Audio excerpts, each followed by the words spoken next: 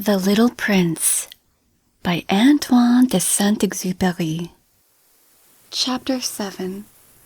On the 5th day, again, as always, it was thanks to the sheep, the secret of the little prince's life was revealed to me. Abruptly, without anything to lead up to it, and as if the question had been born of long and silent meditation on his problem, he demanded, "A sheep, if it eats little bushes, does it eat flowers too?" "A sheep," I answered, "eats anything it finds in its reach." "Even flowers that have thorns?" "Yes, even flowers that have thorns." "Then the thorns, what use are they?" I did not know. At that moment I was very busy trying to unscrew a bolt that had got stuck in my engine. I was very much worried, for it was becoming clear to me that the breakdown of my plane was extremely serious. And I had so little drinking water left that I had to fear the worst. "The thorns, what use are they?" The little prince never let go of a question once he had asked it. As for me, I was upset over that bolt, and I answered with the first thing that came into my head. "The thorns are of no use at all. Flowers have thorns just for spite." "Oh." There was a moment of complete silence. Then the little prince flashed back at me with a kind of resentfulness. "I don't believe you. Flowers are weak creatures. They are naive. They reassure themselves as best as they can. They believe that their thorns are terrible weapons." I did not answer. At that instant I was saying to myself, if this bolt still won't turn, I am going to knock it out with a hammer. Again the little prince disturbed my thoughts. "And you actually believe that the flowers—" "Oh, no," I cried. No, I don't believe anything. I answered you with the first thing that came into my head. Don't you see? I am very busy with matters of consequence." He stared at me, thunderstruck. "Matters of consequence."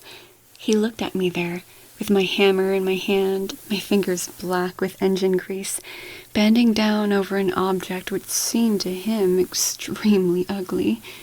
"You talk just like the grown-ups." That made me a little ashamed, but he went on relentlessly. "You mix everything up together. You confuse everything." He was really very angry. He tossed his golden curls in the breeze. "I know a planet where there is a certain red-faced gentleman. He has never smelled a flower. He has never looked at a star. He has never loved anyone. He has never done anything in his life but add up figures. And all day he says over and over, just like you, 'I am busy with matters of consequence.' And that makes him swell up with pride. But he is not a man, he is a mushroom." "Oh, what?" "A mushroom." The little prince was now white with rage. "The flowers have been growing thorns for millions of years. For millions of years the sheep have been eating them just the same. And it is not a matter of consequence to try to understand why the flowers go to so much trouble to grow thorns which are never of use to them. Is the warfare between the sheep and the flowers not important? Is this not of more consequence than a fat red-faced gentleman's sums? And if I know myself one flower which is unique in the world, which grows nowhere but on my planet, but which one little sheep can destroy in a single bite some morning without even noticing what he is doing, oh, you think that is not important?" His face turned from white to red as he continued, "If someone loves a flower, of which just one single blossom grows in all the millions and millions of stars, it is enough to make him happy just to look at the stars. He can say to himself, 'Somewhere my flower is there.' But if the sheep eats the flower, in one moment all his stars will be darkened. And you think that is not important?" He could not say any more. His words were choked by sobbing.